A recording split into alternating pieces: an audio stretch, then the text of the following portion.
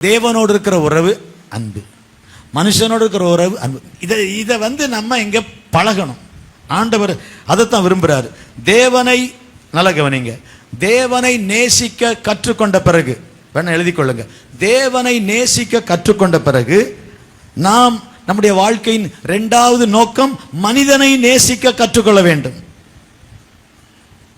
நம்ம நாட்டு உறுதிமொழி அற்புதமான உறுதிமொழி. இந்தியாவின் தாய்நாடு.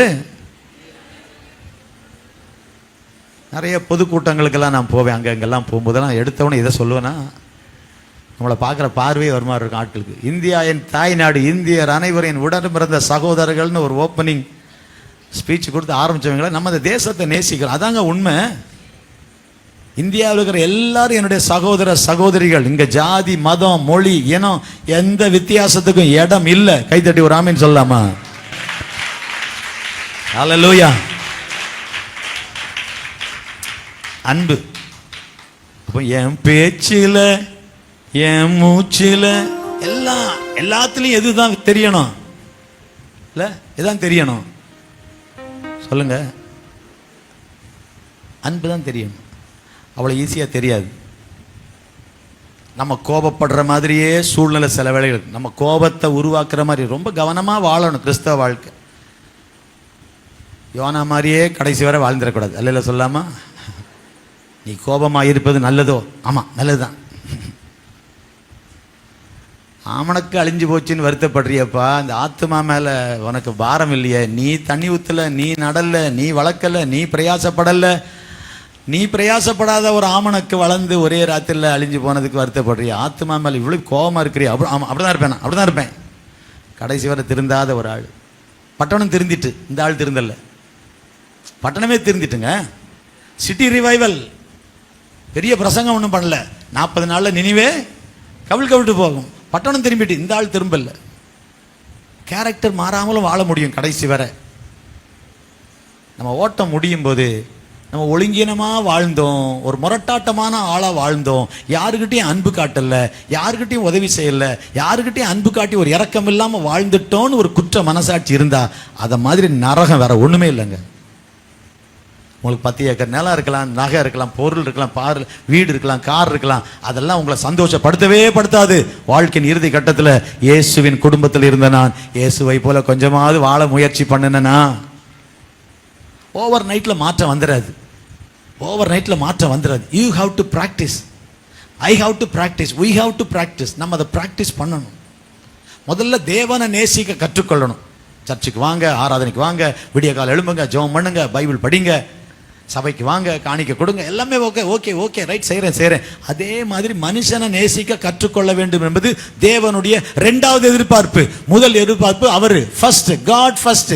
இதற்கு ஒப்பனையான 2வது கற்பனை, உன்னிடத்தில் அன்பாய் இருக்கிறது போல பக்கத்தில் அன்பு காட்டு. இந்த பக்கம் அன்பு காட்டு, இந்த பக்கம் அன்பு காட்டு, முன்னால பின்னால கூட இருக்கிறவங்ககிட்ட அன்பு காட்டு. அன்பை காட்டு, அன்பை காட்டு. ஒரு ஆமீன் கேட்கலாமா? இந்த உலகத்தில் சம்பாதித்த ஒன்றும் கூட வராது. நித்தியத்துக்குள் நாம் பிரவேசிக்கும் போது நல்லா கவனிங்க, பரலோகத்துக்குள்ள போகும்போது இந்த உலகத்தில் சம்பாதிச்ச ஒன்றும் வராது. பணம் அல்ல, குணம் மட்டும் தான் கூட வரும். குணம் மட்டும்தான் அங்கே கூட வரும், பணம் வராது. எல்லாம் விட்டுட்டு தான் போகணும். ஸோ நல்ல குணத்தை இப்பவுமே நம்ம நமக்குள்ள கல்டிவேட் பண்ணணும். நல்ல குணசாலியாக மாறணும். குணசாலியாக மாத்துறது தான் கர்த்தருடைய வேலை. தெசலோனிக்கையில் உள்ளவர்களை பார்க்கிலும் அந்த பெரேயா பட்டணத்தார் வேத வாக்கியங்களை ஆராய்ந்து தினந்தோறும், சொல்லுங்க தினந்தோறும் வேத வாக்கியங்களை ஆராய்ந்து பார்த்ததுனால தெசலோனிக்கையில் உள்ளவர்களை பார்க்கிலும், சொல்லுங்க, நற்குணசாலி. குணம்தான் கூட வரும், பணம் கூட வராது. பணம் வராது. எவ்வளவு சேர்த்தாலும் சேருங்க, நீங்க சந்தோஷமா உங்களுக்கு காரியங்களை செய்யுங்க, ஏழைகளுக்கு கொடுங்க, வசனத்தின்படி செய்யுங்க, பிரயோஜனமா செய்யுங்க. பணம் அங்க வராது, குணம்தான் வரும். அப்ப என்ன? நல்ல சுவாபம். ஆவியில் எளிமை உள்ளவர்கள், இருதயத்தில் சுத்தம் உள்ளவர்கள், நீதியின் மேல் பசிதாகம் உள்ளவர்கள், இல்ல துயரப்படுகிறவர்கள். மத்தேயு 5ஆம் அதிகாரம் ஒரு 10 பாக்கியவான்கள் சொல்றாரு. Character change. அதுக்கு தான் நம்ம எல்லாருமே பிரயாசப்படணும். சபைகளில் பரிசுத்த ஆவியானவரை பற்றி பேசும்போதெல்லாம் ஒரு சைடு தான் மக்கள் பார்க்குறாங்க. ஆவியானவர்னா கைத்தட்டல், அந்நிய பாஷை, குதிக்கிறது, சத்தம் போடுறது, அதான் நினைக்கிறாங்க. தவறு இல்லை. நான் சொல்கிறேன், அது ஒரு 10% தான்.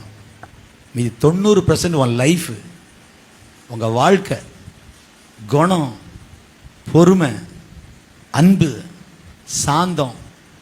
1 கொரிந்தியர் 13 வாரத்தில் ஒரு நாள் நம்ம எல்லாருமே படிக்கணும். அன்பு என்ன செய்யாது? சினம் அடையாதுன்னு போட்டிருக்கு. அதை பிராக்டிஸ் பண்ண எவ்வளோ நாள் ஆகும்? அன்புக்கு கோபம் வராதான், தீங்கு நினையாது. அதுக்கு இங்கிலீஷில் போட்டிருக்கு, love keeps no record of evil. உனக்கு தீமை செஞ்ச ஒரு ஆளுடைய தீமையை நீ மனசுலயே வைக்க மாட்ட. அதான் அன்பு. அது மறந்துடுவோம். That's the character of love. அப்ப நம்ம இன்னும் எவ்வளவு வளர வேண்டியிருக்கு பாருங்க. கணுக்கால் அளவு போதாதையா, ஆனா அங்கதான் நிக்கிறோம். கணுக்காலதே தான் நின்னும், அங்கதான் குதிச்சுக்கிட்டு இருக்கிறோம். முழங்காலுக்கு வரல, இடுப்பளவுக்கு வரல, நீச்சல் ஆழத்துக்கு வரல. எமோஷனலா, பிசிக்கல், அந்த சரீர அங்க அசைவுகள்ல ஓவரா கவனம் செலுத்துறோம். அதுதான் உற்சாகமா இருக்கிறோம். ஃபயர், எழுப்புதல், அது வரும், தப்பு இல்லை. நம்ம குணங்களை கர்த்தர் மாற்றி அன்பை வெளிப்படுத்த பழகணும். வேலை ஸ்தலத்தில் உங்களை குற்றம் சொல்லிக்கிட்டே இருக்காங்க, நீங்க ஒண்ணுமே பதில் பேசாம இருக்கிறீங்க. உங்களுக்கு தீமை செஞ்சுக்கிட்டே இருக்காங்க, நீங்க நன்மையே செய்றீங்க. டெய்லி எல்லாரும் படுக்கும்போது அங்க ஒரு 20 பேர் இருக்கிற அந்த ஹாலில், மிலிட்ரி ஆஃபீஸர்ஸ், அந்த சோல்ஜர்ஸ் 20 பேர் இருக்கிற அந்த ஹால், டாம்னு சொல்றோம்ல, டாமட்ரி. ஒரு ரூம்னா 2 பேர், ஒரு டாம். 20 பேர் இருக்கிற இந்த மாதிரி ஹாலில் எல்லாம் பெட்டு, தலைமாட்டில் பெட்டி, ஒரு பெட்டு, பிறகு இந்த கால் மாட்டில் செருப்பு, ஷூ வச்சுட்டு படுப்பாங்க. எல்லாம் ராத்திரி படுக்கிறாங்க. முடிச்சுட்டு வந்து அவன் ஒருத்தன் ஜெபம் பண்றாரு, ஒரு மிலிட்ரியே ஒருத்தன் ஜெபம் பண்றாரு. எல்லாரும் கேளுங்க, முக்கியமான விஷயம் கேளுங்க. ஜெபம் பண்ணா பக்கத்தில் இருக்கு பிடிக்கல. இவர் ஆண்டவரை நோக்கி பார்க்குறாரு, ஜெபம் பண்றாரு. ஏசப்பா, மிலிட்ரிக்கு வந்திருக்கிறேன், நான் நாட்டுக்கு சேவை செய்ய வந்திருக்கிறேன், உங்களை நேசிக்கிறேன் அப்படின்னு ஜெபம் பண்ணிட்டு இருக்கிறா. அது பிடிக்கல. அங்கே தூரத்தில் 5வது பெட்டுக்கு அங்கே இருந்த ஒரு ஆள், அவன்கிட்ட அந்த ஷூவை தூக்கி இந்த ஆள் மேலே அடிக்கிறான். இந்த ஆள் மேலே படுது, எல்லாம் இடுக்கில் படுத்திருக்காங்க. அழகான முகத்தில் வந்து விழுது, ஷூ விழுது. நீங்கள் என்ன பண்ணியிருப்போம்? அப்படியே பின்னால் போய் நெருப்பு வச்சு கொளுத்தி அவன் நாளை காலையில் ஷூ இல்லாமல் தான் போகணும். சிரிக்கிற விஷயம் இல்லை. நம்ம புத்தி அப்படிப்பட்ட புத்தி. உடனே அதை ஏதாவது கிழிச்சி நெருப்பில் போட்டு எரித்து சாதனையாக நினைப்போம். அவனுக்கு ஒரு பக்கம் வலி தெரியுது. அந்த இருட்டில் மெதுவாக அந்த ஷூவை தேடி அழகாக பாலிஷ் போட்டு 2 ஷூவும் அவன் வழக்கமாக காலுக்கிட்ட எங்கே வைக்கணுமோ அங்கே வச்சுட்டு வந்து அமைதியாக படுத்தான். அந்த ஷூவை தூக்கி அடித்த மனுஷன், இவனுக்கு நான் தீங்கு செய்தனே. இயேசுவை பற்றி சொல்ல வேண்டாம், இயேசுவை வாழ்ந்து காட்ட தான் ஆட்கள் தேவை. உங்கள் கிராமத்துக்கு இயேசுவை, நீங்கள் இயேசுவை நம்புங்க, இயேசு சொல்ல வேண்டாங்க, இயேசுவை வாழ்ந்து தாங்க காட்டணும். எப்படி வாழ்ந்து காட்டுறது? நம்ம பேச்சில் தான். அதுக்கு தான் நம்மளை வந்து வைக்கிறார், ரட்சிக்கப்படாதவங்க நடுவில் வைக்கிறார். எல்லாமே பரிசுத்தவான்கள் மத்தியில் நீங்கள் இருந்தீங்கன்னா நீங்கள் சரியாக வாய்ப்பே இல்லைல்ல. இந்த பக்கம் பரிசுத்தவான், இந்த பக்கம் பரிசுத்தவான், இந்த பக்கம் பரிசுத்தவான், இந்த ஓ ஹalleluya, நீ எப்போ சரியாக போற? எனக்குள்ள என்ன இருக்குதுன்னு, பேஸ்ட் என்ன கலருன்னு ப்ரெஷர் கொடுத்தாலும் தெரியுதுங்க. அது சிகப்பு நிற பேஸ்டா, வெள்ளை நிற பேஸ்டா, கோல்கேட்டில் பல டைப், பல கலர் இருக்கு. ப்ரெஸ் பண்ணாதான் பேஸ்ட் வெளியே வருது, அதனுடைய நிறம் வெளியே தருது. நமக்கு நெருக்கம் வந்தால் தான் நம்ம குணம் வெளியே வருது. நான் சொல்ல கரெக்டா? கேட்குறீங்களா? இல்லை உங்களையோ ப்ரெஸ் பண்ணுற மாதிரி இருக்கா? நம்மளை எல்லாரையும் அப்படி தான் இருக்குப்போம். உண்மை தானே? நம்மளை நெருக்கும் போதான், நம்மளை பிழியும் போதான் வெளியே வருது நம்ம குணங்கள், கோபங்கள். அதை வெளியே எடுக்க ஆண்டவர் விரும்புகிறாரு. உள்ளான மாற்றத்துக்காக ஜெபம் பண்ணுங்க. வெளியில் சரீர பிரகாரமாக ரொம்ப அப்படியே எமோஷனல் ஆகி அதுக்கு முக்கியத்துவம் கொடுக்காதீங்க. கேரக்டர் மாறணும், ஜெபம் பண்ணு. சுவாபம் மாறணும், உள்ளான மனுஷன் மாறணும். காலையில் அவசியம் இல்லாமல் கோவப்பட்டனே, நான் அந்த கோவப்பட்டு மன்னிச்சு நாளைக்கு மன்னிப்பு கேட்டுறேன்ப்பா, நான் அவசியம் இல்லாமல் கோவப்பட்டேன் ஆண்டவரே. அப்படி கூட கோபப்படாமல் பேசியிருந்திருக்கலாமே, அந்த உணர்வு வருதா உங்களுக்கு? நமக்கு வரணுங்க. இன்னொரு ஆளாக இருக்கலாம். சபையில் ஒரு ஆள்கிட்ட கோவப்பட்டா, சாரி சாரி தெரியாமல் பேசிட்டேன், உடனே சொல்லிடுறோம். எனது பரிசுத்தவான்கள் இருக்கிற இடம். ரட்சிக்கப்படாத ஆள்கிட்ட பேசும்போது, யோ நீ தான் ஏன் தப்பு பண்ண, நானா பண்ணேன், அங்கே வந்து அப்படியே வம்புக்கு நிற்கிறோம். ரட்சிக்கப்படாதவனா நம்ம ரொம்ப பெரிய ஆள் மாதிரியும், அவர் ரொம்ப ஒன்றும் தெரியாத மாதிரியும். நம்ம ரட்சிக்கப்பட்ட நாம தான் தாழ்ந்து போனோம். ரட்சிக்கப்பட்ட நம்ம தான் தாழ்ந்து போனோம். சாரி, நான் பேசிக்கூடாது, சாரி சார். தாழ்ந்து போய் கனம் பண்ணுறதுல முந்திக்கொள், தாழ்ந்து போயிடுங்க, ஒன்றுமே பிரச்சனை இல்லை. இதுதான் தெய்வீக சுவாபம். அந்த தேவனுடைய குணங்கள் நமக்குள்ள வரணும்னு தான் நமக்கு பொருத்தமில்லாத இடத்துல வைப்பார் ஆண்டவர். கணவன் ஒரு டைப்புனா மனைவி ஒரு டைப்பாக இருப்பாங்க. மனைவி ஒரு டைப்புனா கணவன் அதுக்கு ஆப்போசிட்டாக இருக்கும். வீடுகள் அப்படி தான் இருக்கும். அங்கே தான் வைப்பார். ரட்சிக்கப்பட்ட நீங்கள் ஒரு ஆள்னா ரட்சிக்கப்படாத கணவர் அவருடைய குணம் ஒரு மாதிரி இருக்கும். இல்லை கணவர் ரட்சிக்கப்படாத மனைவி ஒரு இது மாதிரி இருக்கும். பிள்ளைங்க ஒரு மாதிரி இருப்பாங்க.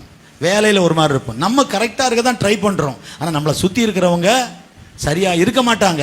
அங்கே தான் கர்த்தர் உங்களை வச்சிருக்கிறார். நல்லா புரிஞ்சுங்க. எனக்கு இந்த ஊரே வேணாம், டிரான்ஸ்ஃபர், இந்த ஊரை விட்டு நான் போகிறேன், எனக்கு நல்ல நல்ல இடம் எங்கே வேணும், பரலோகம் தான் போகணும். அல்ல சொல்லுங்கள்.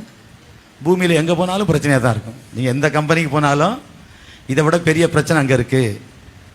இங்கே ஒரு கரடி இருக்குதுன்னு போனீங்கன்னா இன்னொரு பெரிய கரடி அங்கே இருக்கும். புரியுதா உங்களுக்கு? தெரியுதாண்ணா கதை? தெரியாதா? இந்த கதையோட முடிச்சலாமா? பிரச்சனையை பார்த்து இங்கே எங்கே ஓடக்கூடாது. பிரச்சனையை சந்திக்கணும். என்ன கர்த்தர் இங்கே வச்சிருக்காரு. பாஸ்டர் இன்னைக்கு சொல்கிறாங்க, நான் மட்டும்தாங்க பாஸ்டர் எங்கள் கம்பெனியில் கிறிஸ்டியன். அது ஊரறிஞ்ச உண்மை. இது பெரிய உலக அதிசயமா? 100 கிறிஸ்தவங்க மத்தியிலேயே அவங்கள வச்சிருக்காரு. நான் மட்டும்தான் கிறிஸ்தவன் பாஸ்டர், யாரும் இல்லை. நீங்கள் தைரியமாக இருங்க. உங்கள் ஒரு ஆள் ஜபத்தில் கம்பெனியை மாற்றிடலாம். உலகத்தில் இருக்கிறவனிலும் உங்கள் இருக்கிறவர் பெரியவர். நான் இயேசுவின் பிள்ளை, எனக்கு சாபம் இல்லை, கர்த்தர் என் கூட இருக்கிறாரு. இதெல்லாம் இங்கே வந்து எல்லாத்தையும் அடித்து சொல்லிவிட்டு அங்கே போய் பாஸ்டர் நான் ஒரு ஆள் தான் இருக்கிறேன் பாஸ்டர், கவுத்துருவான் போல இருக்கு பாஸ்டர். என்ன இங்கே பேசுறது அங்கே பேசணும். வேலையை விட்டு தூக்க போகிறேன், தூக்குங்க சார், நான் இயேசுவின் பிள்ளை, எனக்கு சாபம் இல்லை, தூக்குங்க, ஒன்றும் பயம் இல்லை சார், கவலை இல்லை, கலக்கம் இல்லை, வாழ்விலே நான் இருப்பதோ. இங்கே கத்துறதும் அங்கே சொல்லணும். எங்க பிரச்சனைகள் வர இடத்துல பேசணும். இந்த விசுவாசம் அங்கே வரணும். அப்போ ஆண்டவர் நம்மகிட்ட என்ன எதிர்பார்க்குறாரு? சர்ச்சுக்கு வரீங்க, காணிக்கை கொடுக்குறீங்க, பாட்டு பாடுறீங்க, எல்லாம் செய்றீங்க, குணம் மாறணும்னு பிரயாசப்படுங்க. சுவாபங்களில் மாற்றம். மனைவியே நேசிக்க முடியல, கணவன்கிட்ட நேசிக்க முடியல, ஆஃபீஸில் நல்லா பேசுகிறோம், எல்லார்ட்டையும் அன்பாக பழகுறோம், வீட்டுக்குள்ளே வந்து ஒரு எலியும் பூனையுமா இருக்கிறோம். அன்பாக பேசி எத்தனை நாள் ஆச்சு யோசித்து பாருங்க. பிள்ளைங்க அம்மா அப்பா எல்லாம் உட்காந்து சந்தோஷமாக சிரித்து பேசி எத்தனை நாள் ஆகுது? Just think about it. நம்ம வீடு இயேசுவின் குடும்பங்கிறோம், ரட்சிக்கப்பட்ட வீடுங்கிறோம், பரலோகம் அப்படிங்கிறோம், பரலோகம் போக போகிறோங்கிறோம். எங்கள் வீடு இயேசுவின் குடும்பம், ரட்சிக்கப்பட்டுட்டோம், கிறிஸ்து எங்களுக்கு இருக்கிறாரு. அந்த சந்தோஷம் இல்லையே. அந்த சந்தோஷம் வீட்டில் இருக்கா? ஒருத்தர் அந்த பக்கம் முகத்தை திருப்பிக்கிட்டு போகிறது, இந்த ஒரு பக்கம் கேட்டால் ஒழுங்காக பதில் சொல்கிறதில்ல. ஒரு கலகலப்பான மகிழ்ச்சியான வீடாக நம்ம வீடு இருக்கா? நமக்குள்ளேயே அந்த the joy of the Lord, இல்லை கர்த்தருக்குள் மகிழ்ச்சியாக இருப்பதே உங்கள் பலன். The joy of the Lord is your strength. Joy of the Lord, கர்த்தருக்குள்ள மகிழ்ச்சி. நம்ம ஆண்டுடைய பிள்ளைங்க, நம்ம எல்லாம் ஆண்டுடைய பிள்ளைங்க. அதை நம்ம வீட்டில் நம்ம எவ்வளோ சந்தோஷமாக இருக்கிறோம் பக்கத்து வீடு பார்க்கணும் இல்லைங்க. நம்ம ஒரு சந்தோஷமான குடும்பங்கிறத பக்கத்து வீடு பார்க்கணும்ல. அதுதானே இயேசுவின் குடும்பங்கிறதுக்கு நம்ம வாழ்ந்து காட்டுறது. நம்ம வீட்டில் ஜபம் இருக்கு, பாட்டு இருக்கு, சிலுவை இருக்கு, இயேசு ரத்தம் செய்யணும் வாசலில் ஒட்டி இருக்கு, ஜீசஸ் நெவர் ஃபெயில்ஸ்னு ஒட்டி இருக்கு, எல்லாம் இருக்கு, கேலண்டர் இருக்குது, இயேசுதாசன் தொங்கிட்டு இருக்காரு அங்கே வந்து வீட்டில், பவரேஜ் சீனியர் பாஸ்டும் தொங்கிட்டு தான் இருக்காரு. ஆனால் வீட்டுக்குள்ளே என்ன இல்லை? நம்ம வீடுகளுக்குள்ளே யோசித்து பாருங்க. நம்ம வாழ்க்கையில் இந்த வசனம், அப்போ நம்முடைய உறவு தேவனோடு இருக்கிற உறவு அன்பாக இருக்குன்னு நினைக்கிற மாதிரி. அடுத்தது சக விசுவாசிகளோட பழகிறவங்களோட, பார்க்கிறவங்களோட, பக்கத்து வீட்டுக்காரங்களோட, எல்லார்கிட்டையும் முடிந்த அளவு நம்ம அன்பை காட்டணும். அன்பு தான் பிரதானம், அதை பழகணும். இந்த அன்பை காண்பிப்பது எப்படி? ஒரு விஷயம் சொல்லி முடிச்சிடறேன். அப்போ அன்பு தான் பிரதானம். இந்த அன்பை எப்படி காண்பிப்பது? அன்பை காண்பிப்பதற்கு நீங்கள் கொடுக்கிற பொருட்கள் எல்லாம் விசேஷம். நம்ம கொடுக்குற பொருள் இல்லை. ஒரு கணவர் வந்து சொன்னாராம் ஒரு பாஸ்டர்கிட்ட, பாஸ்டர் என் மனைவி என்னை புரிஞ்சிக்கவே மாட்டேங்கிறா, வீட்டுக்கு வேண்டியதெல்லாம் வாங்கி போடுறேன், என் பிள்ளைகளுக்கு வேண்டியதெல்லாம் வாங்கி கொடுக்குறேன், ஆனாலும் எதையாவது குறை சொல்லிகிட்டே இருக்காங்கன்ட்டு. அப்போ பாஸ்டர் கேட்டாரா, நீங்கள் உட்காந்து பேசுகிறீங்களா? உட்காந்து பேசுகிறீங்களா? கேட்குறீங்களா கணவர் மாதிரி? அப்போ பாஸ்டர் 10 நிமிஷம் உட்காந்து சண்டையில் முடிச்சிடும் பாஸ்டர். அன்றைக்கி ஒரு மனைவி, ஏங்க ஒரு 10 நிமிஷம் என்கிட்ட உட்காந்து பேசியிருக்கீங்களா அப்படின்னு கேட்க, சரிம்மா வரேம்மா உட்காரும்மா பேசுவோம்மான்னு பேச ஆரம்பித்தா 10 நிமிஷத்தில் ஆரம்பித்து கடைசியில் 2 சண்டையில் போய் இனி உன் முகத்திலே முழிக்க மாட்டேன் போயிரு அந்த பக்கம்ன்ட்டு. வீடு அப்படி தானே இருக்குது. குடும்ப கதைகளெல்லாம் கேட்டால் இல்லை 10 நிமிஷம் பேசியிருப்பீங்களா என்கிட்ட உட்காந்து அப்படின்னு கேட்க, சரி பேசுவோம் வா என்ன பேசணும் அதையும் நான் தான் சொல்லணுமா அப்படின்னு கேட்க, அதுலேயே ஆரம்பிச்சிடும். அன்பில்லாத குடும்பங்கள் தான் அதிகம். வீடு இருக்குது, பணம் இருக்குது, கார் இருக்குது, பைக் இருக்குது, சாப்பாடு இருக்குது, சந்தோஷமாக இருக்குது, ஏசி இருக்குது, டிவி இருக்குது, ஆனால் அன்பில்லை. அதை வர வைக்கிறதுக்கு நாம் தான் முயற்சி பண்ணணும். இந்த வீட்டை சந்தோஷமாக வைப்பது எப்படி, சந்தோஷமாக வைப்பது எப்படின்னு நீங்கள் பிளான் பண்ணும்போது சண்டையை உண்டாக்குவது எப்படின்னு அவன் ரெடியாக இருப்பான். யார்? நம்ம ஆப்போசிட் பார்ட்டி. நம்ம சந்தோஷத்தை வர வைப்பது எப்படின்னு நம்ம ஒரு திட்டம் போட்டு, ஆண்டவரே உதவி செய்யுங்கப்பா, இன்றைக்கி எங்கள் வீட்டை வந்து முடிஞ்ச அளவு நம்ம பிள்ளைங்களாம் சந்தோஷமாக வச்சுட்டு ஒரு மகிழ்ச்சியாக இருக்க ட்ரை பண்ணுறேன், அப்படி எதுனாலும் வீணான வார்த்தையை பேசிட மாட்டேன், நான் கண்ட்ரோலாக இருக்கிறேன்னு ட்ரை பண்ணும்போது நம்ம எதிர்க்கட்சி தலைவர் ஒருத்தர் இருக்கார். அவர் பாப்பா ஓஹோ இப்படி யோசித்துக்கிட்டு இருக்கிறியா, நான் வரேன். அவன் யோசிக்கிறதையும் நம்ம யோசிக்கணும். நீ வா, நீ என்ன வந்தாலும் நான் கண்ட்ரோலாக இருப்பேன், என்னை ஒன்றும் பண்ணிட முடியாது அப்படின்னு சொல்லி இல்லை குடும்ப ஜபம் பண்ணுவோன்னு சொல்லி ஆரம்பித்து எந்த பாட்டை பாடலாங்கிறதுல சண்டை வந்து குடும்ப ஜபம் பண்ணாத குடும்பம் இருக்குது. இந்த பாட்டை பாடுவோமா, அது வேணாம் பழைய பாட்டு, இது புது பாட்டு, இது எனக்கு தெரியாது. குடும்ப ஜபம் பண்ணுறதுலையே சண்டையில் முடிஞ்ச குடும்பம் இருக்குது. சின்ன விஷயங்கள் சிரிச்சிட்டு போக சொல்லலை, லைஃப்பில் நம்ம கவனிக்கணும். நிறைய வீடுகளில் சண்டை சச்சரவு. கிறிஸ்தவ வீடுகள் கிறிஸ்தவ வீடாகவே இல்லை. சபையில் தான் நம்ம வந்து ஒரு மேக்கப் போட்டுட்டு பாருங்கள், நாய் வேஷம் போட்டால் நாய் மாதிரி குலைக்கணும், சிங்கம் வேஷம் போட்டால் சிங்கம் மாதிரி உருமணும். அதை மாதிரி ஒரு பெந்தைகோஸ்தே போர்வையில் சர்ச்சில் வந்து ஒரு வேஷம் போட்டால் அதுக்குரிய பொம்மை மாதிரி பப்பெட்டு ஆடுற மாதிரி ஆடிட்டு வீட்டுக்கு போனால் அதே மாதிரி இருக்கிறோமா? நம்ம வாழ்க்கையை கவனிப்போம். அன்பு நம்மகிட்ட வெளிப்படுதா? நல்லா இருக்கிறோமா? அன்பை பேச்சில் அன்பை காட்டுறோமா? நம்ம அன்புள்ளவங்கன்னு ஒரு பேர் எடுக்க முடியுமா? நம்ம அன்புள்ளவங்கன்னு ஒரு பேரை ஆண்டவர் சொல்வாரா? நீங்கள் ஒருவரில் ஒருவர் அன்பாயிருந்தால், அதனால என்னுடைய சொல்லுங்க ஒருத்தருக்குள்ள ஒருத்தர் அன்பா இருங்க, அதனால என் சீஷர்கள் உலகம் சொல்லுங்கிறாரு.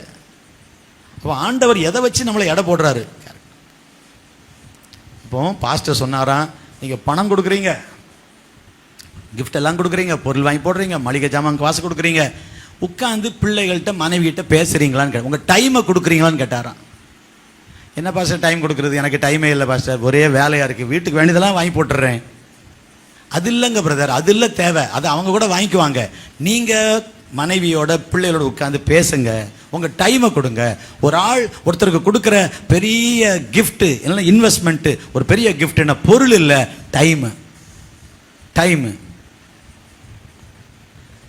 தான் பெரிய கிஃப்ட்டு. ஸோ உங்கள் டைமை கொடுங்க, உட்காந்து பேசுங்க, விசாரிங்க, என்னன்னு கேளுங்க. Take time, give your time. Time தான் பெரிய கிஃப்ட். பிள்ளைகளுக்கு கொடுக்க வேண்டிய டைமை பிள்ளைகளுக்கு கொடுக்கணும், உட்காந்து பேசணும். அதை செய்யுங்கன்னாரா அந்த பாஸ்டர் ஆலோசனை சொல்லி அனுப்புனாராம். கொஞ்ச நாளில் வாழ்க்கை நல்லாயிட்டு. ஒரு அலையில் சொல்லாமல் ஏன் இதெல்லாம் சொல்கிறேன்னா, நம்ம எல்லாருடைய குடும்பங்களை தான் சொல்கிறேன். அதான் இருக்க எல்லாமே அதான் காசை கொடுத்துட்டேனே வாங்கிக்க, என்ன வீட்டு செலவுக்கு தானே காசு, இந்த காசு இல்லைன்னா இதை தானே அதுதானே அப்படி போனால் ஆஃபீஸ் மாதிரி இருக்காது, வீடு மாதிரி இருக்காது. Good morning sir, good morning sir, good morning sir, உள்ளே போனோம் குட் மார்னிங் 4 பேருக்கு போட்டுட்டு வர்ற மாதிரி இருக்குது. இது வீடு, அன்பு, இது வீடு. ஸோ இங்கே அன்பு இருக்கிறதுக்கு நம்ம தான் முயற்சி பண்ணணும், நாம தான் அதை என்ன செய்யணும், ப்ராக்டிஸ் பண்ணணும்.